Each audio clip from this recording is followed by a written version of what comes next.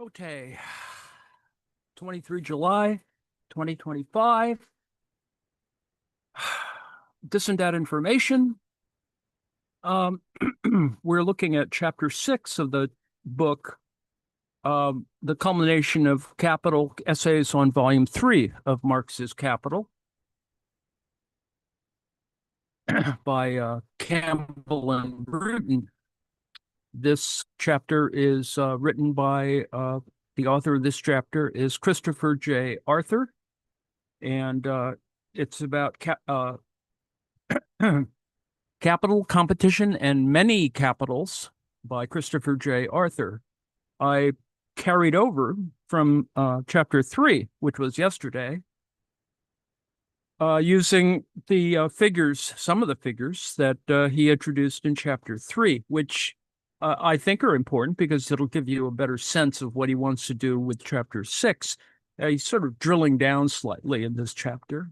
Well, slightly. And I think it's worth keeping these ideas and the organization of these things that inevitably looking at different types of authorship in terms of analysis or interpretation are important to get a kind of aggregate of these different approaches, at least at the narrative or discourse level. Ultimately, they will have a structural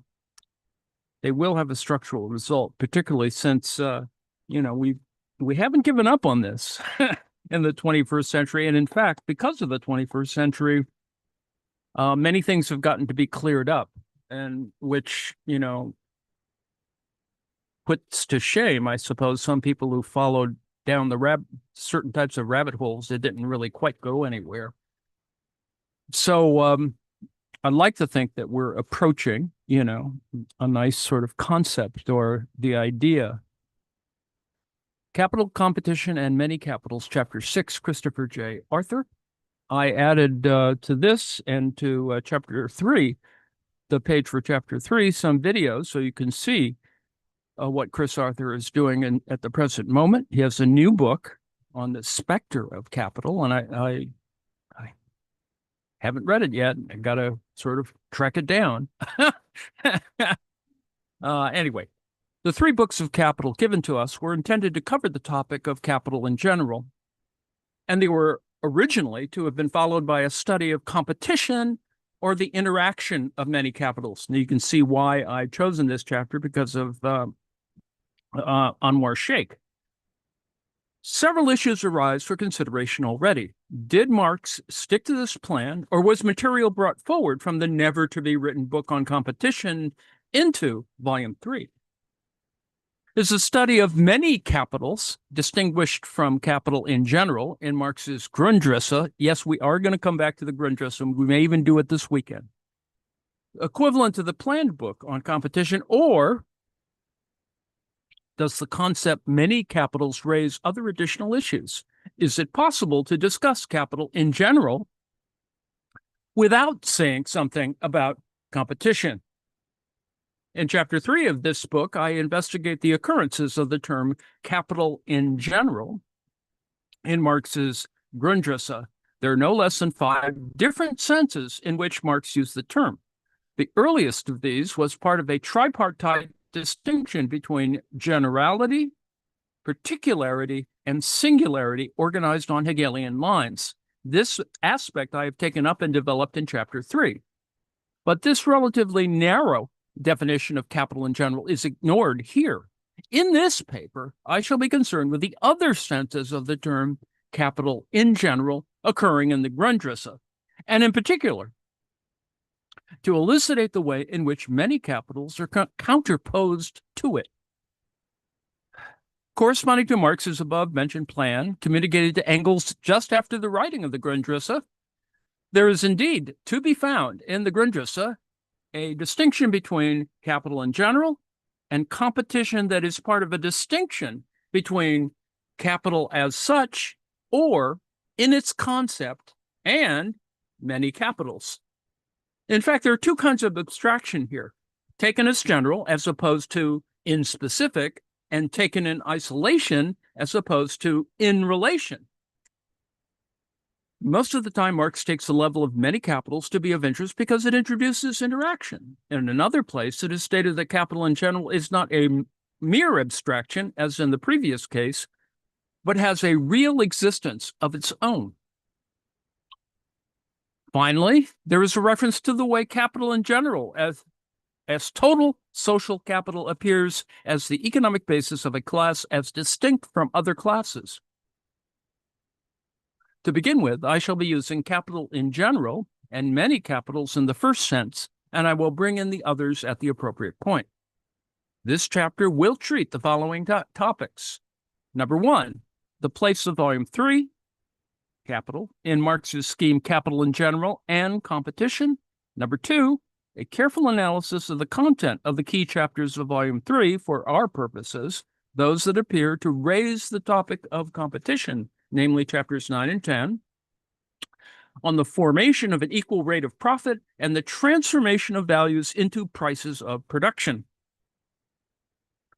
Number three, my own substantive treatment of some issues involving capital, many capitals, and competition.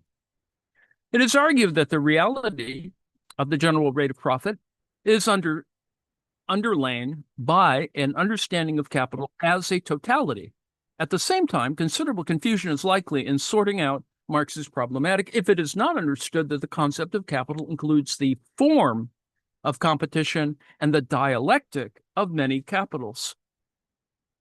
In both his Grundrisse and Capital Volume 1, Marx makes reference to the essential role of competition, and in discussing its role, he talks of the repulsion and attraction of capitals.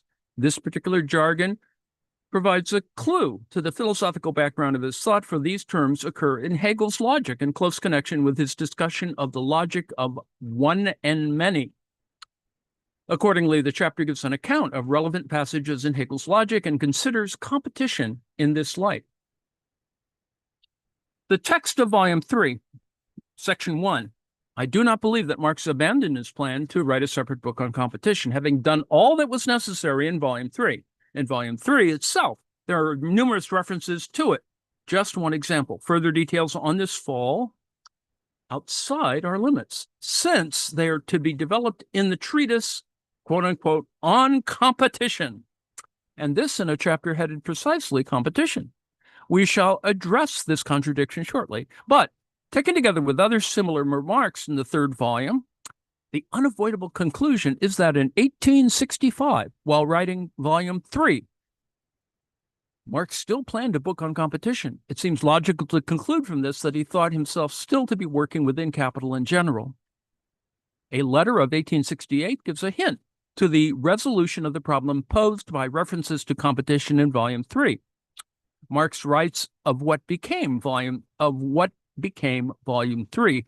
There is also an analysis, amongst others, of land ownership and of competition only insofar as the treatment of the remaining themes demands. Close quote. For solving this problem about the occurrence in Volume 3 of reference to competition, it is necessary to make a distinction between the introduction and employment of a concept and a study of the phenomena peculiar to that domain in all their detail. Now, if it is of the very nature of capital that it is constituted as many capitals, this does not mean that the entire content that is so structured has to be dealt with in Volume 3. There it is necessary to look at competition in concrete terms, only insofar as the essential forms of distribution are concerned, and to combat resulting illusions in the consciousness of the capitalist concerned. According to this argument, there's no contradiction in Marx is still speaking of a forthcoming treatise on competition, while yet referring to competition as essential to capital in general, and concretizing this in the treatment of certain themes of Volume 3. For general characteristics of a system based on many capitals confronting one another may be abstractly treated at the level of a study of capital in general. Questions arising from the specific differences contingently present in this plurality may be postponed until these more general determinations have been elucidated. Let us now examine the argument in capital more closely and see precisely how competition arises within Volume 3. A very interesting methodological consideration adduced by Marx there is as follows, quote, in a general analysis of the present kind, it is assumed throughout that actual conditions correspond to their concepts, so that actual conditions are depicted only insofar as they express their own general type. Close quote. This is by no means a Weberian ideal type method, because what is at issue here when deviations from the concept are concerned are those arising from local obstacles, which it is in the nature of capital to iron out with the progressive subordination of all actual conditions to the universalizing tendencies of capital as a real force. Thus, differences in the wages of simple labor, for example, are contrary to the concept of capital and to be disregarded in a study of capital in general. The thematization of capital in general, articulates the system of form determinations structuring the capitalist totality. On this basis, it's possible to distinguish what capital essentially is compared with the obstacles it encounters in its extensive and intensive development due to contingencies in its field of operation. It should be stressed that this idealization of actual conditions is very differently justified than is any abstraction from concrete differences that are not contrary to the concept. For example, in considering exchange at value, one abstracts from different organic compositions, even though there's nothing about the concept of capital that would tend to render these uniform. Likewise, one discusses prices of production, even though it is known that these are necessarily superseded by market prices. But these necessary differences may give rise to new forms to be situated at a more concrete level of exposition of capital in general. It is this issue that structures the transformation of surplus value into profit. A move to the concretion of the concept of capital brings new, essential forms to light. The problem to be treated is the fact that given different branches of production, different organic compositions of capital coexist, and that these would have different rates of profit if there were no means of equalization of profit rates. The result is to show that such a rate obtains when values are transformed into prices of production. That's the whole point. Now, to begin with, let us just note that Marx assumes that he can talk of the organic composition prevalent in a specific branch of production. That is to say, he's not concerned with chance differences between individual capitals invested there. Now, this distinction maps onto that on which we have based our argument that Volume 3 is still at the level of capital in general. For the above-mentioned chance differences affect capitals as a plurality, but here we're concerned with an inner essential difference when we recognize the necessity for capital to integrate branches of production. Now, it might be argued that since there's nothing in the concept of capital that demands uniformity in organic compositions, then analysis of the consequence of differences in this respect takes the argument into the sphere of many capitals and their competitive struggle. However, this view fails to grasp the importance of organic composition as a form determination. In Volume 1, differences in organic composition are set aside in order to study in its purity the form of exploitation. But given the fact that surplus value appears phenomenally as a profit rate, Volume 3 articulates this new form around such notions as cost price and organic composition.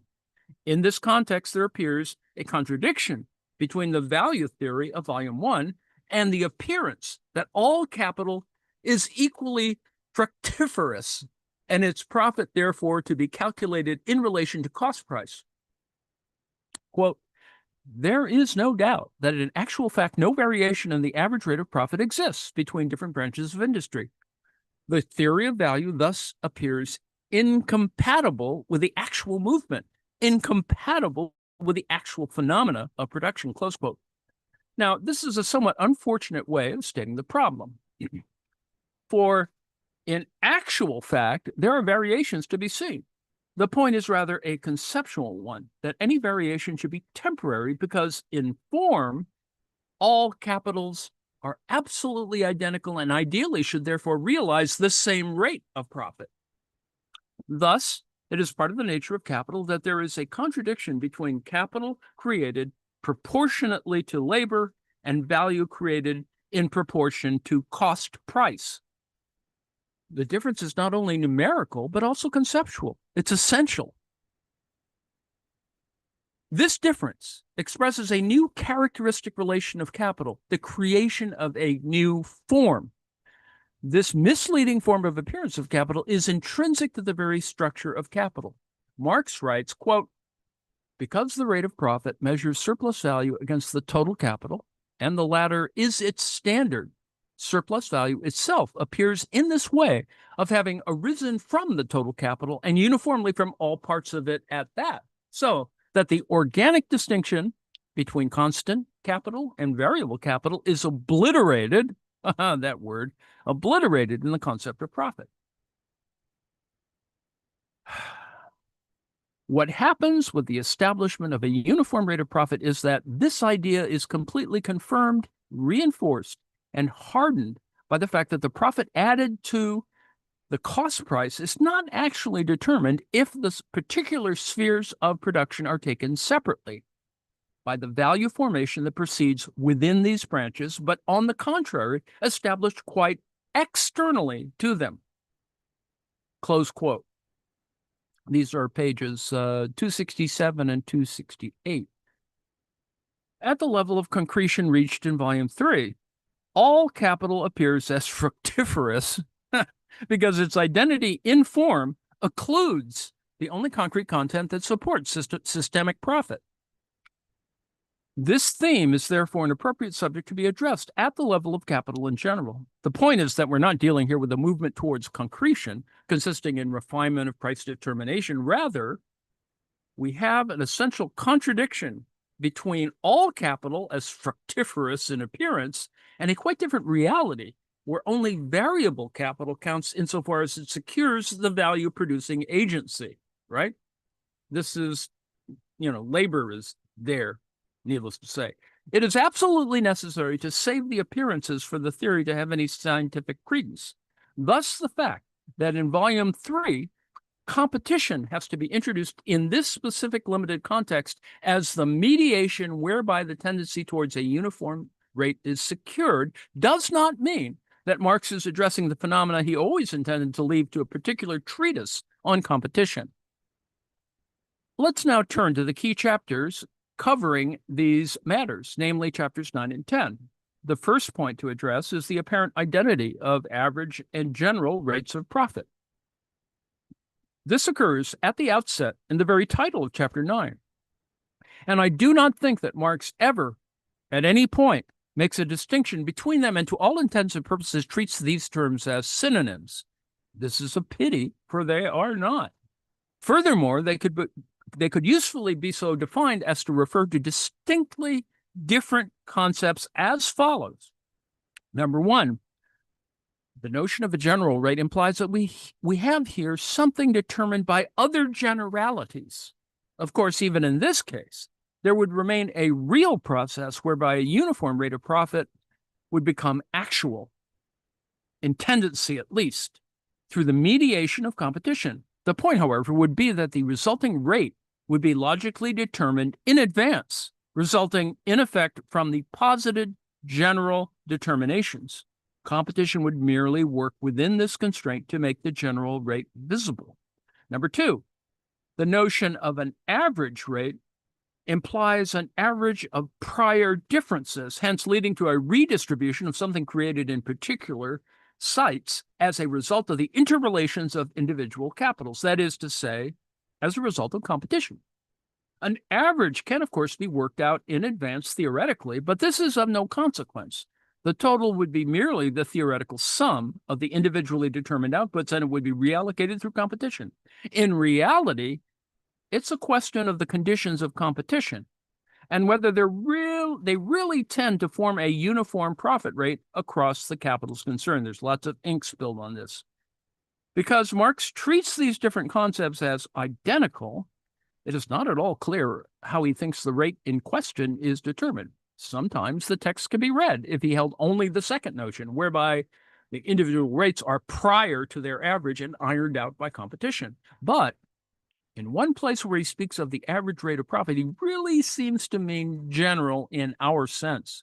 For he says that if it is determined by the level of exploitation of labor as a whole, by capital as a whole, sometimes the text seems to favor the first interpretation. For example, Marx speaks of a total social capital and of individual capitals as simply aliquot parts of it. Indeed, he does not hesitate to speak of these capitals as shareholders in a common enterprise which naturally accrue returns pro rata. Hence, such a return is governed not by the massive profit that is produced by the specific capital in its specific sphere of production, but by the mass of profit that falls on average to each capital invested as an aliquot part of the total social capital invested. You know, this is a this is a very slim distinction here. Anyway, however, the imagery of shareholding seems on the face of it thoroughly misleading when it is recalled that these capitals necessarily confront one another in competitive struggle. Indeed, Marx's real position seems put beyond doubt when he begins his chapter on the equalization of the general rate of profit through competition, page 273. He says that, now, while it's easy enough in theory to carry through an equalization of the rate of profit, conserving total value and total surplus, the really difficult question is how exchange and competition affect it, since a general rate of profit is evidently a result and cannot therefore be a point of departure. So in this passage, page 274, it appears that Marx is committed to the view that a general rate of profit is established in reality as a result of competition between individual capitals and has no logical priority. However, Marx makes every effort to assimilate all capitals to each other by arguing that they equally care for nothing but profit, that conversely, laborers are indifferent to the specific character of work being prepared to be flung from one sphere of production to another. The identity in the essential nature of capital means that migration of capitals will equalize profit rates if there is no obstacle that they encounter. If capital subjects all the social preconditions that frame the production process to its specific character and immanent laws. Page 298. In an exceptionally important passage, Marx says that equalization depends on the mobility of capital and labor, and he shows how social determinants accomplish this. One key institution making capital more fluid is the credit system, which concentrates the available social capital and puts it at the disposal of the individual capitalists. Marx then argues that exploitation is itself socially determined. It is a matter of class against class, not just in terms of class sympathy, but in a direct economic sense. For each capital has the same interest in the productivity of the social labor applied by the total capital, while the particular interest that one capitalist has in exploiting the workers he directly employs is confined to the possibility of taking an extra cut, making an excess profit over and above the average. Page 299. The general drift of these closing pages of chapter 10 tends to qualify the assertion at the beginning that the general rate of profit is a result of competition, not a point of departure. For here he says that the average rate of profit depends on the level of exploitation of labor as a whole by capital as a whole. Now, to be sure, this is mediated case by case as individual capitals attempt to squeeze out that bit extra. But the general conditions of the class struggle are prior to this. Now, having examined carefully the text of Volume 3, one might draw out two approaches to the problem of the rate of profit. Now, one approach to the problem would take it that the determination of profit is peculiar to the ability of each capital to squeeze out a surplus from its own workforce, and that the tendency toward a uniform rate of profit kicks in subsequently as a result of the pressure arising from systematic competition and of capitals migrating whither returns seem greater. Number two, another approach to the problem would take the equalization achieved through competition as realizing a general rate of profit whose essential determinants are equally general, that the aggregate value and surplus value arise from system-wide determinations effective at the level of the capitalist totality, which presupposes that capital in general has a real existence and is not merely a tool of theory, and then allocated to adequate parts of it. Now, what Chris Arthur wants to do is to harmonize these two approaches. He aims to explain how capital can be both so unitary, it makes sense to treat single instances merely as aliquot parts of the whole aggregate capital, yet so competitive that each strives to do better than others at gaining surplus profit. Section 2, Hegelian logic. See, we're back there again. Now, the first thing to observe is that value theory does not get very far with the standard empiricist account of the relation between the general and the many. This is based on the abstraction of a common element to group cases into the class of which they count as cases. Here, the real is the fully individuated being, and the general notion simply a convenient classification. Marx appears to use one of his definitions of capital in general, this method, that is, where capital in its general concept is investigated, it is contrasted with real capitals as the interaction of many capitals on one another. Now, however, capital as such is a value form, value-form, and hence, like the commodity form, involves a distinction within it of use value and value. Capitals are engaged in particular spheres of useful production, but are interested in this for the sake of valorization.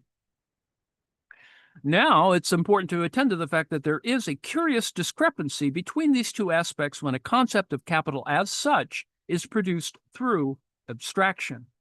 Use value behaves in the normal way. Although we know capitals produce ships or sealing wax or shoes, these differences are abstracted from, and it is stated as a condition that capitals produce something or other marketable. The something or other is clearly an unreal notion adopted for purely methodological reasons to avoid getting bogged down too soon in difference. With the value aspect, matters stand very differently.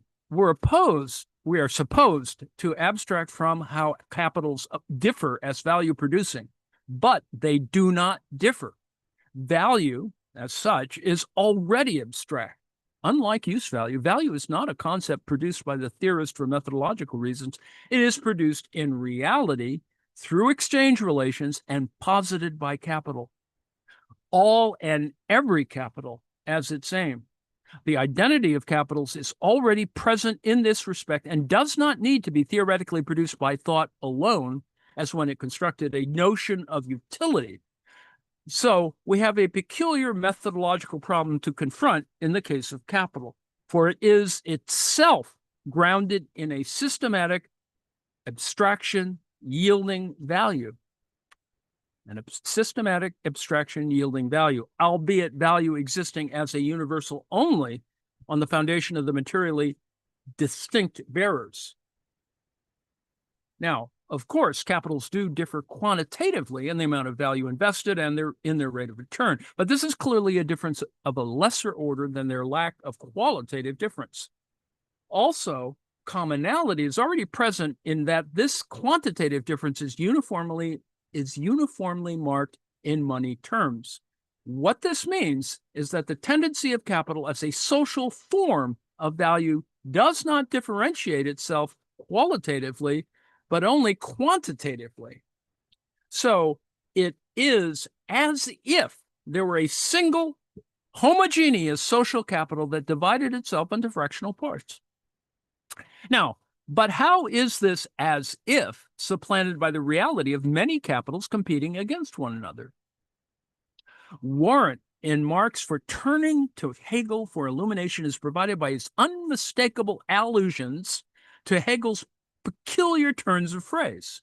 In the Grundrisse, Marx refers to many capitals as follows, quote, "The essence of capital is something which repels itself. Is many capitals mutually quite indifferent to one another, since value forms the foundation of capital, and since it therefore necessarily exists only through exchange for counter value, it thus necessarily repels itself from itself. The reciprocal repulsion between capitals is already contained in capital as realized exchange value, close quote. Moreover, exactly these terms occur when Marx discusses the general law of capitalist accumulation in the first volume of Capital. Quote, this fragmentation of the total social capital into many individual capitals, or the repulsion of its fractions from each other, is counteracted by their attraction. You see the kind of physics analogies at work. The reference to repulsion here is, without doubt, one to Hegel's dialectic of one and many in his logic text, which is discussed in terms of repulsion and attraction. An additional point is worthy of note about the Grundrisse passage, that since capital as a form determination is itself value, it incorporates in its own logic its abstract beginnings in the dialectic of exchange value. Now, if we look at what Hegel has to say about individuality, the following remarkable parallel is to be found. The individual, quote, the individual is the abstraction that determines the notion according to its ideal moment of being as an immediate. In this way, the individual is a qualitative one or a this. With this quality, it is first repulsion of itself from itself, whereby the many other ones are presupposed. Secondly, it is now a negative relation towards these presupposed others, and the individual is insofar exclusive. Now that needs to be untangled, needless to say, and we'll probably come back to that. We see here that just as Marx refers capital back to its foundation in the self-repulsive character of value, Hegel refers the concept of individuality back to the primitive moment of immediate being, where it appeared simply as one among many. Now, without further ado, therefore, I shall, that is Chris Arthur, shall embark on an exegesis of the dialectic of one and many in Hegel, remembering our intention is to read into it, subsequently, the dialectic of commodity exchange. Hegel's encyclopedia logic, this is different from the other logic. They're different in times and, on a timeline, and also different in size. Starts with the bare notion of Sein, being, and then concretizes it as Dasein, Sein and Dasein, a being and being there. Dasein, determined through its being for another, such that it has its being in itself within the limit that posits it as other than the other. But defining it in relation to this other generates an infinite regress. Yeah. If something defines itself in relation to another, and this other, in turn, to yet a third, there is no stopping the endless regression. What Hegel calls true infinity, by contrast, returns to itself having grasped itself in its other, that it is one and the same in both cases.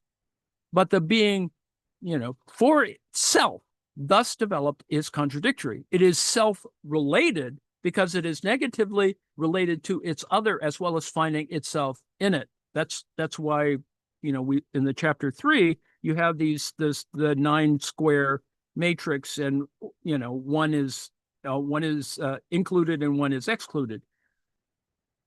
It is one which excludes others, yet it is not distinguishable from them. They are all one and the same, having no inner specificity. Hegel argues that their numerical distinctiveness is sustained, therefore only by continual repulsion of one another, a process of reciprocal excluding. The one determines its being through the negative relation to other such ones, and this relation necessarily connects it indissolubly to its others. This is a force of attraction, he says. Now, in the text Science of Logic, distinct from the encyclopedia logic, Hegel goes further than the encyclopedia in this dialectic to argue that a resolution of this opposition between repulsion and attraction is not a static equilibrium. This is the first time equilibrium is mentioned by Arthur. It's not a static equilibrium, but a positing of the notion of the one, that is lowercase 1 and uppercase capitalized 1, a unitary principle in relation to which the many ones are its mere extension. It is thus their realized ideality. This universal attractor does not absorb all the many ones because it remains rooted in the primal repulsion, the first moment. It itself, therefore, stands in a relation of exclusion to the ones it yet represents. He remarks of this one, since it contains repulsion in its determination, this latter at the same time preserves the one as many in it. Through its attracting, so to speak, it acquires something for itself, obtains an extension or filling. Oof. Now, let us see how this logic informs the development of the value form. See, now we're on to value form. And then how it may be scaled up to illuminate the logic of capital. The cell form, cell-form, Marx begins with is the commodity, which defines itself as having the quality of exchangeability. But to be actual, this requires the commodity to have others against which it may exchange. It is only insofar as C acquires C star that its exchangeability is demonstrated. C star, I would assume, is like C prime, but that this exchangeability has yet been retained and not dissipated in its realization is shown if C star in turn proves itself of worth through exchanging against C double star and so on. An ever-changing series of commodities passes before us endlessly. This is what Hegel called the bad infinity. But Hegel's genuine infinity is posited when the category of exchangeability by itself, that is exchange value, is generated insofar as the other commodities are grasped only as other forms of the first in a closed system in which all commodities refer to each other. We'll probably have to come back to that too. Now, for the exchangeability of C to manifest itself, C is translated into C star. From this point of view, we can borrow Hegel's terms and say C star is in effect the repulsion of C's value from itself. Therewith, the value of C is excluded from it and posited as C star. Then it is reflected back onto the original C. C star is excluded from C just so as to be a vehicle for the actualization of C's power of exchange, and yet C's exchange value is registered only as this other C. It gains actuality in this form. Now, because this relation implies attraction in Hegel's sense, there is no difference between the sides as equivalents of one another, and all commodities are posited on this basis abstractly as a set of identical value bodies. Thus, the difference here is wholly abstract, just numerical difference, that is repulsion, which is at the same time in a relation of identity in value, that is attraction. Thus, we can see commodities as simply the extension of the category of value, the one in Hegel's sense. But this account leaves value hovering as an insubstantial transcendent category, unifying the many commodities in a quasi-Kantian ideal synthesis.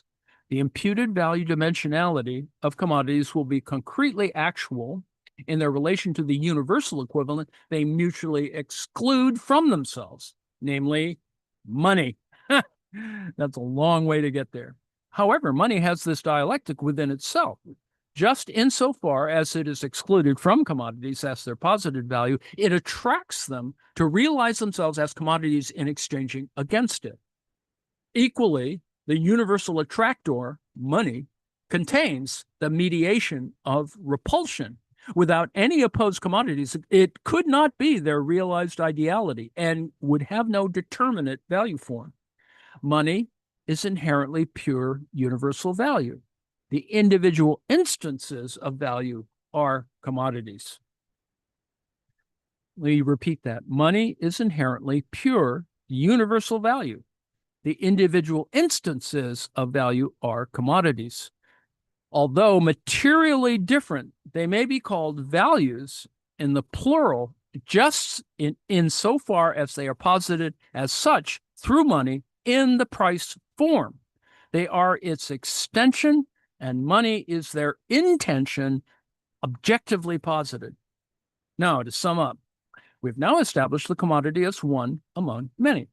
This expresses itself in the coexistence of repulsion and attraction, which is itself posited more concretely with the doubling of commodities into commodities and money. Now the commodities both repel money from themselves so as to establish a universal equivalent, and yet at the same time achieve an adequate expression of value, namely price, only insofar as money is their common attractor. The argument of Marx's Grundrisse passage cited above is that the same dialectic of repulsion and attraction obtains when simple commodity circulation is superseded by that of capital. However, a very important additional point about this dialectic is made there. Quote, since value forms the foundation of capital, and since it therefore necessarily exists only through exchange for counter value, it thus necessarily repels itself from itself. A universal capital, one without alien capitals confronting it, with which it exchanges, and from the present standpoint, nothing confronts it but wage laborers or itself, is therefore a non-thing, a non-dash thing. Close quote. Here, universal capital is in English, while non-dash thing is unding. So, a capital exists only in relation to other capitals, and hence a universal capital taken abstractly, that is, without its inner repulsion into many capitals, is a thing of thought, a non-dash thing. We shall return to this problem of the unding in the final section of this paper. Oh boy. This is why competition is of the essence of capital. Conceptually, competition is nothing more than the inner nature of capital, its essential character appearing in and realized as the reciprocal interaction of many capitals with one another, the inner tendency as external necessity. The inner tendency as external necessity.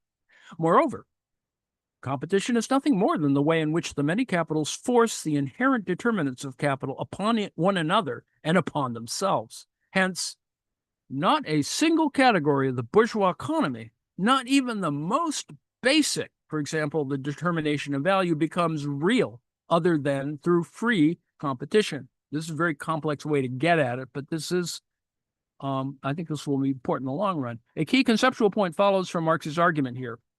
Competition is internal to the very notion of capital. Thus, it should not be taken to be some external context or force that capital encounters. Capital expresses its own essence in the struggle between its instances.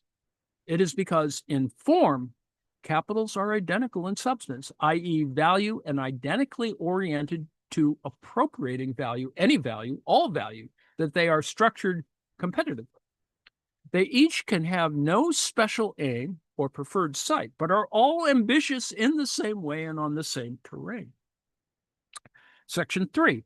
The general and the particular. Remember, we're carrying over the same terms from chapter 3. Section 3, the general and the particular. The main purpose of this chapter is to address and resolve two contradictory discourses in Marx. The one asserts that total capital is an effective power, and individual capital simply replicate its categories as aliquot parts of it, picking up their share of the total surplus value as if they were merely shareholders in a single enterprise. See, ultimately, we're going to get to stocks and flow out of this, I think. The other discourse insists that capital necessarily exists as many capitals confronting one another in competitive struggle, that only thus are the determinations of capital in general enforced on each. Now, how is this competitive struggle structured as one between materially different capitals? This takes us to another level of concretion. Just now, I've been stressing that as pure form, capitals are abstractly identical as valorizing bodies while numerically distinct. Now, in further specifying them, we must take into account that capital includes both money and commodity in its circuit. Capital unites the universal moment, that is monetary self-expansion, with the particular use values it invests in, so as to achieve its individuality. At one level, this unity is achieved for both and every capital singly. For example, this particular factory is constituted as a capitalist enterprise. At another level, however, all these instantiations of capital are subsumed formally under their abstract universal essence, just as money stood for this identity in essence of commodities. See, this is the Harvey structural argument, or sequential argument, I suppose you could say, anyway. If we set aside their materialist integument and concentrate attention on their substance, as value capitals differ only in amount, in this way, capitals subsist only in the dialectic of their concept, which has its universal and individual aspects. They subsist only in their inner relation rather than bumping up against one another, as it were, in purely external relations. But at the same time, if such relations of repulsion and attraction are required to constitute them, there has to be some determination that prevents them collapsing together. For example, collapsing together private property, differentiated ownership. Their dependence on this dialectic means the several capitals are not fully individuated beings and thus liable to coalesce again very easily. Now, while it's essential to capital that it is many, these as pure value in process are qualitatively different, differing only as quantities, and thus capable of immediate comparison and merging, but requiring material bearers, and even more as requiring material sources of surplus value, they are determined materially as different and thus not aggregatable, contrary to their form as value. Now, this is a central contradiction in the idea of capital. Capitalist firms are specified formally as lumps of capital. In such a light, the material side appears rather as a predicate of such inner essence. But capital must always be materially instantiated. Hence, as tied to specific sites of enterprise, it must appear as many single capitals. Capital is the unity of identity, that is capital-value, capital value, and non-identity, its use value material. The material content introduces a ground for qualitative difference and relation, while as pure form, the only difference which counts is in amount. It follows that there are two possible modes of particularization: the material mode of particularization and the formal mode of particularization. Since capital as self-valorizing value doubles into itself, that is, value in motion, and its other, the material in which it invests itself, in the constitution of individual capitals, two kinds of particularization are simultaneously realized. On the one side, the formal existence of capital as value must be quantitatively determined as an amount of capital. On the other side, the material existence of capital invested in commodities, notably means of production and labor power, must be qualitatively determined and situated in specific sites. Particularizations of values, because value is pure quantity, can only be particular amounts of value, and the individual capitals are differentiated in this respect only in virtue of such quantitative differences. But while one has the same capital, whether one puts it into shoe factories or shipyards, with regard to the material particularization of capital, the resulting technical composition is the root of the transformation problem. For these qualitative differences between capitals with regard to their technical composition cannot but have consequences for their quantitative differences with respect to their value composition, inducing comparatively different rates of return that are contrary to the content of capital as an identity in form. To quote Marx, quote, use value itself plays a role in it as an economic category for its particularity is here determinate of the form and the action of capital, as particularizing it. This is the logic underlying the requirement for the effectuation of the transformation of values into prices of production that realize a uniform rate of profit. Whew. So far in this section, the two kinds of particularization internal to the concept of capital, namely the formal particularization and the material particularization, have been explicated. Now, a new twist in the development of the concept of capital must be considered, which brings us to the notion of the real existence of capital in general. Just as the universality and individuality of value, that is, money and commodities, are brought into the structure of every capital, so they are externalized again. Now, these distinctions within capital reappear as distinctions within the capitalist totality as complementary branches, the individual side appearing dominant in industry and the universal side appearing dominant in the money market. In the money market, capital in general achieves, as Marx says in his Grundrisse, a real existence alongside that of the real individual capitals. Capital markets spring naturally from the identity and form of all capitals. Marx says, quote, in the money market, capital is posited in its totality, close quote. The totality has ontological priority over the individual elements just insofar as the system is totally permeable, i.e., capital can move, and in which every instance can be shown to be ahead or behind the game through the concrete existence of a general rate of profit established in the money markets. As Marx says, the general rate of profit reappears in the average rate of interest as an empirical fact, even though the latter is not a pure or reliable expression of the former. Now, that, for some people, you could argue, this is page 487, you can argue that that might be the failure of neoclassicism. But anyway, he goes on to discuss some of the differences involved, but it is clear that he thinks it's significant that capital in the money market exists as the common capital of the class under the control of the bankers as representatives of social capital. It follows that, quote, capital in this general form, although belonging to individual capitalists in its elemental form as capital, forms the capital which accumulates in the banks or is distributed through them in accordance with the needs of production. It is a law of capital in general that in order to realize itself, it must posit itself doubly. Now, if capital is to act in accordance with its concept, there has to be a place where it's fixed, that is industry, and a place where it is in solution, that is the money market.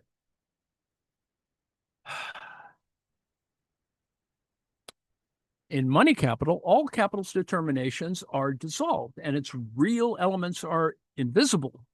Money is, in fact, the very form in which the distinctions between commodities as different use values are obliterated, and hence also the distinction between industrial capitals, which consists of these commodities and the conditions of their production. It is the form in which value, and here capital, exists as autonomous exchange value. In the reproduction process of capital, the money form is an evanescent moment, a moment of mere transition. On the money market, on the contrary, capital always exists in this form. It's page 517, close quote.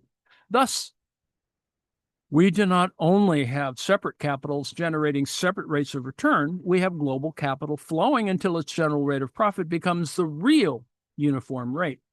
Page 566. The general rate of profit is the moment where total social capital establishes its unity with itself. This is implicit in the movement of industrial capital and represented explicitly in capital markets.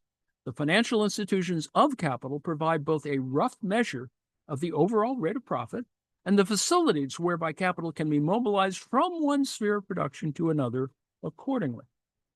Now, before moving on, it's worth adding a point on the nature of the individuality of capital. In Chris Arthur's view, the individuality of every capital is realized as such not in the person or persons of the capitalist.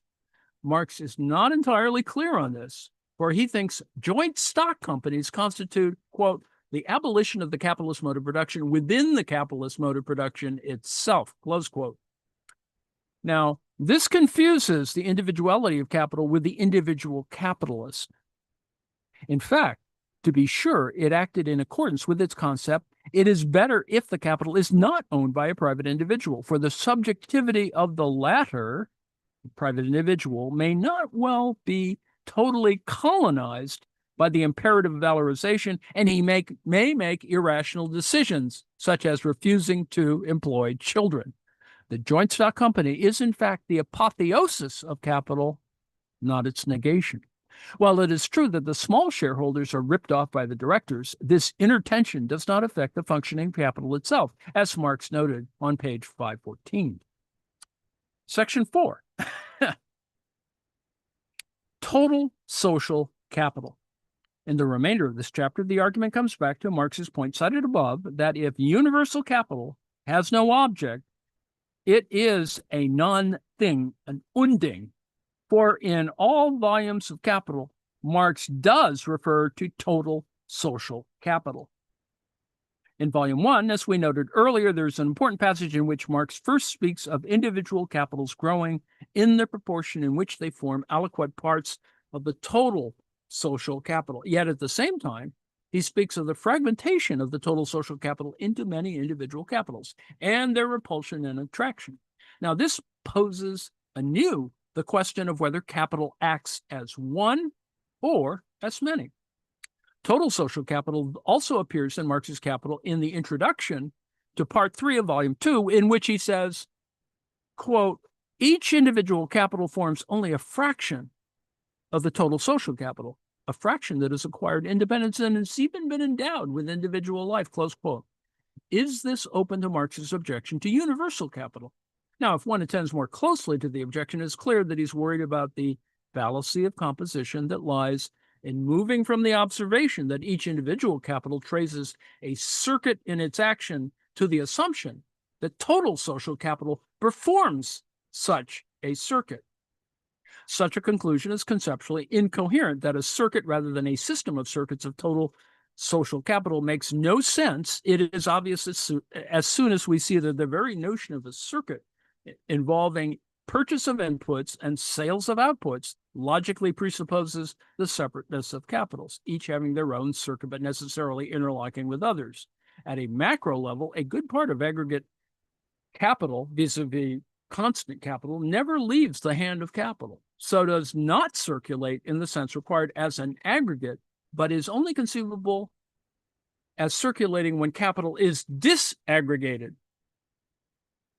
Now, if we return now to Volume 2, it emerges that so far from Marx taking total social values performing a circuit, the whole point is to emphasize that it consists of a system of circuits.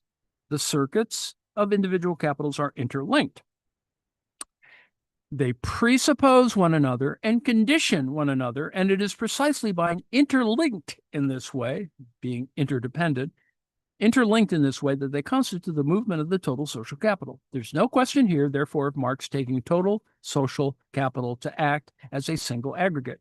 However, there is in Volume 3 clear reference to such aggregation. For example, he says that each capital secures only the surplus value and hence profit that falls to the share of each aliquot part of this total social capital. When evenly distributed from the total social surplus value or profit produced in a given time by the social capital in all spheres of production. Indeed, he then goes out of his way to invite a charge of committing the fallacy of composition. The various different capitals here are in the position of shareholders in a joint stock company, in which the dividends are evenly distributed according to the size of the capital that each of them has put into the common enterprise, close quote. But surely there is no enterprise harmoniously carried on in common. Even if it's possible to calculate the general rate of profit, capitals do not tamely queue up for their appropriate ration. They remain within the totality as competitors always looking for surplus profit. Let us remind ourselves what the Grundrisse passage said. Quote, a universal capital, one without alien capitals confronting it, with which it exchanges, and from the present standpoint, nothing confronts it but wage laborers or itself, is therefore a non-thing, a non-dash thing. In that, close quote, in that very passage, while concentrating on the exchange between capitals, he remarks in passing that capital also confronts wage laborers. This is important, and it's explicitly acknowledged as such by Marx when he says that if I regard the total capital of, for example, a nation as distinct from total wage labor or as distinct from landed property, or if I regard capital as the general economic basis of a class as distinct from another class, then I regard it in general. Close quote. Capital as a whole confronts the laborers as a whole, but there's no fallacy of composition in considering all the interchanges between capital and labor at a global level. Indeed, there is every reason to believe that class relations fundamentally condition individual transactions. This gets into a big problem in the analytic sense. But anyway, while it is true that the self-repulsive character of capital gives rise to intense competitive struggle between capitals, they are as one in their concern to confront globally their other. Moreover, capital is constituted as a social power in this global relation to labor. It is therefore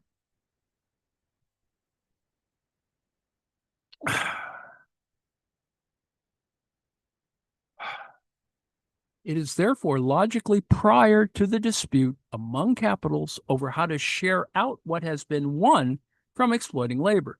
This relation between classes at the level of total social capital generates the general rate of profit, which is logically prior to the way the distribution of capitals across industries determines the average rate of profit between them. Thus, I claim, Chris Arthur claims, that the general rate of profit and the average rate of profit are semantically distinguishable, even if they are numerically the same. The reason for this is that the general rate of profit has an ontological reality that the term average does not connote.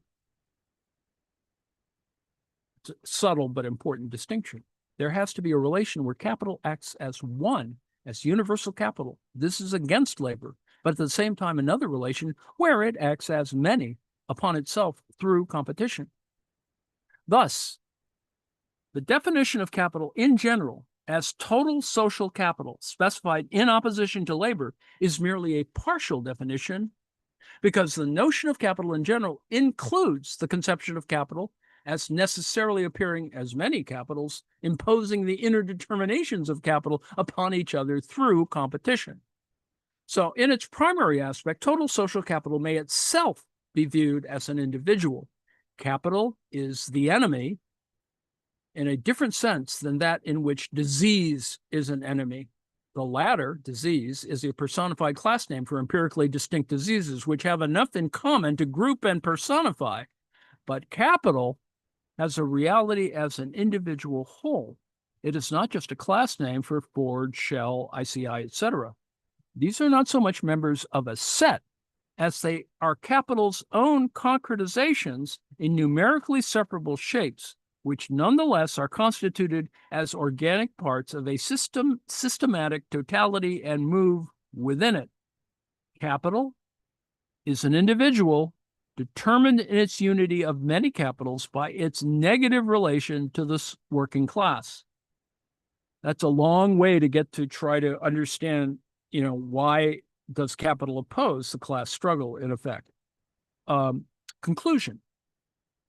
While Marx's distinction between the three volumes of Capital together comprehending the theme of capital in general, and a further book on competition dealing with the interaction of many capitals holds up. Insofar as capital is formed as many capitals, it is the case that certain essential form determinations, that is, form-determinations of capital, are structured by competition. And that is why within capital itself, it had to be considered so far as these themes demanded it. In Marx's work on the formation of a general or average rate of profit, two discourses were in play. One discourse which took this rate to be determined systemically, and one which took it as a mathematical reference point for the migration of individual capitals. The reconciliation of these discourses was achieved by arguing that capital in its nature is a single individual totality, and yet necessarily composed of many capitals subject to a dialectic of repulsion and attraction. The root of the transformation problem is that the general concept of capital is particularized in two dimensions. One dimension as a quantitative amount of value, and number two, as a qualitative selection of use values. Now, while the result of such particularization is obviously particular real capitals, the general form too has a separate real existence in banking and loans, where capital doubles itself into the general form accumulated in banks and the particular applications for which chunks of it are lent to firms. The question whether total social capital can exist, not merely as a system, but as a single aggregate, was addressed. It was argued that in such an interpretation, there is a clear danger of falling into a fallacy of composition in that features common to single capitals are transferred illogically to the aggregate. However, the class relation is not so compromised by aggregation. On the contrary, this relation exists as a reality at the level of the social whole. Corresponding to this reality, Marx was right to speak of a general rate of profit in the strong sense of the term. Moreover, he was equally right to treat the quantitative mass of surplus value created as logically prior to its distribution to individual sites in accordance with the relation of capitals to each other through such mediations as prices of production. As they participate in total social capital, at this level of abstraction, it's legitimate to treat them as aliquot parts of it for this purpose. But at the same time, the reality of many capitals makes the actualization of a uniform rate of profit a matter of a process of competitive adjustment of capitals to each other. Insofar as capital may be considered as the economic basis of a class against another class, it achieves an actuality as an individual over against its determinate other, that is, the laboring class. So that's a long way to go. And you may think that it's redundant, but I think what he does is he provides the way in which Hegel is coherent. And this is the reason why I went from chapter 3 to chapter 6, because, you can see that there's something that holds this together, the whole business, and that there is a structure there. And yes, it wasn't complete. And volume 1 gets front loaded. So there's, obviously gaps of a variety of sorts. But the issue is that it is structurally viable. And as long as you can sort of sense this set of differences, that is the individual versus the particular versus claims of the universal. And you can see it as an internal reflection into self and an external reflection into other. Now that gets us into a fairly weird philosophical area, but I think it is a way, not the way, but a way of describing all of these things. That is the relationship among individuals, but also the relationship among abstractions, like capital. And you can see the various details of that and the fundamental questions in the diagonals. For example, 5 is fixed capital, circulating capital, turnover times, which is the kind of the point that Sheikh was sort of beginning to argue, and he's moved on to something else. But anyway, and also 9, you can see a look at the diagonal 1, 5, 9, the laws of motion of capital, falling rates of profit, crises, historical destiny, and the other diagonal, which is interesting because of cost price in 7 and profit, rate of profit, which we were just yammering about, and that it intersects with fixed capital, circulating capital, turnover times, and number 3, which is probably the most important element because that's kind of what's there in the empirical reality, and that is the accumulation of capital, the reserve army of labor. So you can see this without getting into a craziness, semiotic square or something. You can see how these things interrelate, and you can build, I think, a model that gives a sense to what Marx was thinking about in the standard equation, in the Trinity, and all of that stuff. And I hope you'll take that as a reasonable approach to the problem. Okay, so I've yammered at length, and I've included and I've completed my hour. Let me point out that I've included, as I recall, some videos that you may or may not be interested in. They're longish in the sense where he does one on the transformation problem and another related to the idea and reality of the specter of capital. So in effect, Chris Arthur is writing on something which was, thought of in a variety of ways. There's a variety of books on specters of capital and specters in the context of the specter haunting Europe, et cetera, from the manifesto. So I hope that you'll find that useful. And I included an earlier lecture by Chris Arthur in the chapter 3 thing. So we may or may not do yet another chapter in this book by Campbell and Reuten on Karl Marx's Capital, Volume 3, the culmination of Capital, essays on Volume 3 of Marx's Capital. We'll see. You'll see. And at some moment, we will also return to Anwar Sheikh, because we're sort of doing this in parallel. We're looking at, on the one hand, the synthetic version of this, and on the other hand, a peek at how we can make it analytically coherent and make it fit with various classical as opposed to neoclassical models. So ultimately, there's a purpose in all of this, and I hope you will stick around to do that. So I'm going to shut off the live stream. Come on.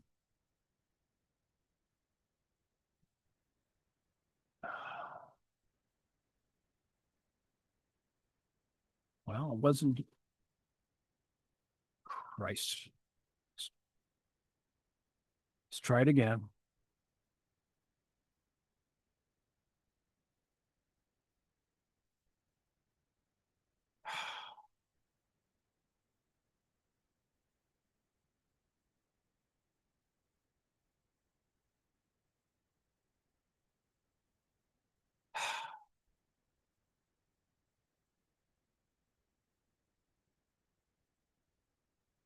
Bear with me. I'm trying to shut down the live stream.